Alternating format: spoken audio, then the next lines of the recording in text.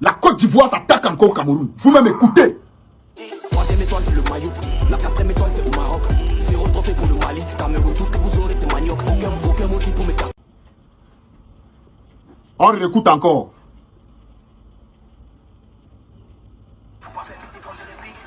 Troisième étoile, c'est le maillot. La quatrième étoile, c'est au Maroc. Zéro trophée pour le Mali. Cameroun, tout ce que vous aurez, c'est manioc. Aucun mot qui pour me faire. Ok. Donc, nous sommes comme ça tranquilles. On vient encore s'attaquer à nous. Et quand on va répliquer, ça va être les pleurs partout en Afrique.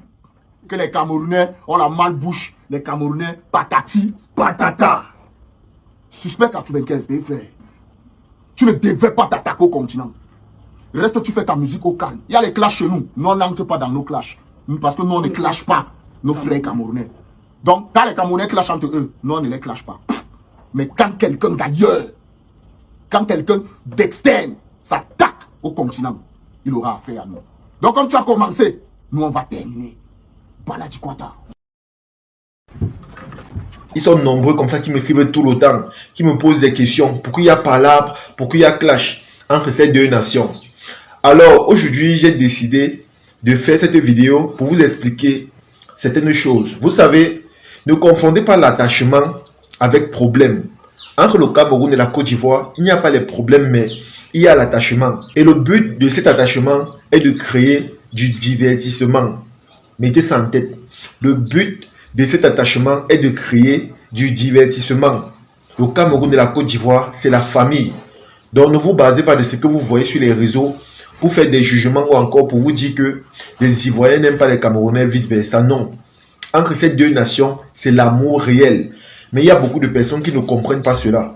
Vous allez voir par exemple le Mali et la Côte d'Ivoire. Certains Maliens sont fâchés contre les Ivoiriens parce qu'ils se disent que les Ivoiriens sont méprisants, ils insultent les gens et tout.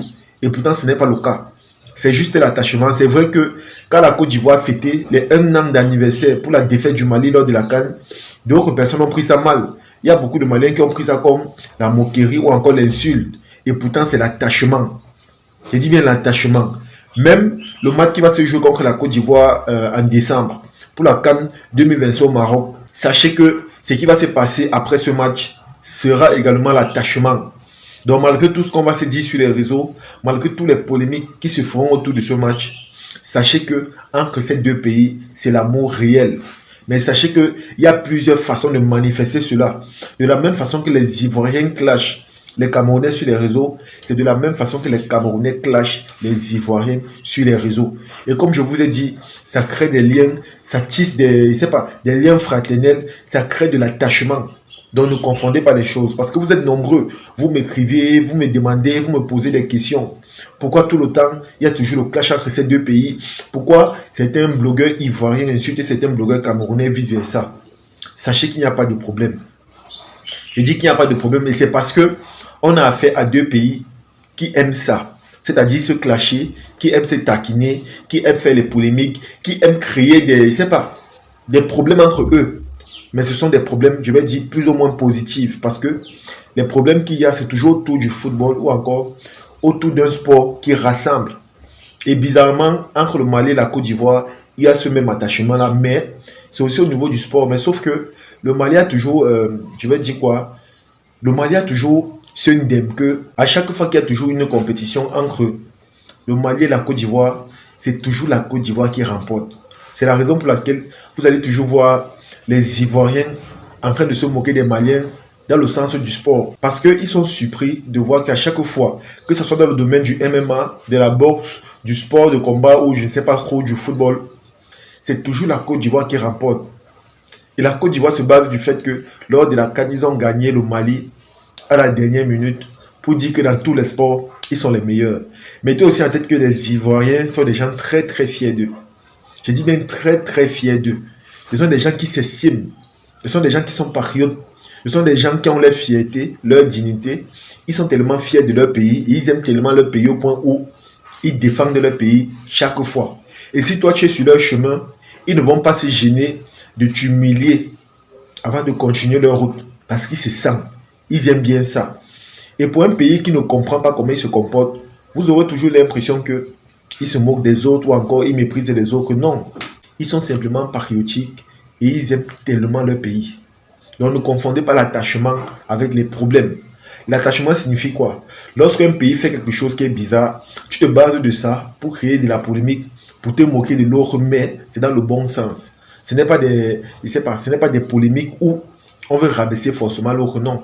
Vous allez voir que Côte d'Ivoire, Cameroun, tout le temps, ce n'est pas un pays qui clash l'autre. C'est toujours vice-versa, vice-versa. Ce n'est pas quelqu'un qui fait et l'autre reste comme ça là, étant triste, non. De la même façon que les TikTokers ivoiriens cherchent toujours des polémiques pour clasher les Camerounais, c'est de la même façon que les Camerounais aussi cherchent toujours des polémiques pour clasher les Ivoiriens. Et c'est comme je vous ai dit, ça crée du divertissement. Vous allez voir lors de la CAN au Maroc, elle sera tellement mouvementée, elle sera tellement ambiancée, parce que sur la toile, on ne va pas s'ennuyer. On ne va pas s'ennuyer. Il y a les TikTokers camerounais qui vont partir dans les studios d'enregistrement pour sortir les sons uniquement pour cette CAN-là. Et dans leurs chansons, c'est à but, je vais dire quoi, c'est juste pour rire les Ivoiriens. Et puis encore, si les Camerounais gagnent la CAN, ou encore gagnent même seulement la Côte d'Ivoire au Maroc, on ne va plus respirer. On ne va plus respirer parce qu'ils vont se baser de ça pour dire que les voisins sont faibles. Parce qu'actuellement, la compétition ou encore le challenge ou la concurrence qu'il y a entre ces deux nations, je vous assure les amis, c'est simplement énorme. C'est simplement énorme. Où les Camerounais sont là, les TikTokers là, ils attendent seulement décembre pour donner une leçon aux Ivoiriens. Et c'est la même chose du côté des Ivoiriens parce que ils attendent seulement décembre pour prouver certaines choses aux Camerounais. Et vous allez voir que sur la toile, ce jour, on ne va pas dormir. Ce match sera mouvementé, ce match sera ambiancé. Il y aura du divertissement. On ne va pas s'ennuyer sur les réseaux parce que ça va parler beaucoup. Et ce qui me plaît dans tout ça, c'est la médiatisation de ce sport. Parce que grâce aux Camerounais et aux Ivoiriens, je vous assure, la CAN sera tellement médiatisée. On va voir ça partout, on va parler de ça partout. Tout le monde sera informé. Même ceux qui ne connaissent même pas la Côte d'Ivoire, le Cameroun, qui sont à l'étranger, vont découvrir ce pays. Parce qu'on va tellement parler de ça. Et je vous assure, c'est le point très très positif de ce clash entre ces deux pays. Vous avez vu lors de la CAN en Côte d'Ivoire, il y a eu tellement de médiatisation. Et j'ai même appris que ça a été la CAN la plus médiatisée de l'histoire. J'ai dit la plus médiatisée. Parce que tout le monde était au courant de ça.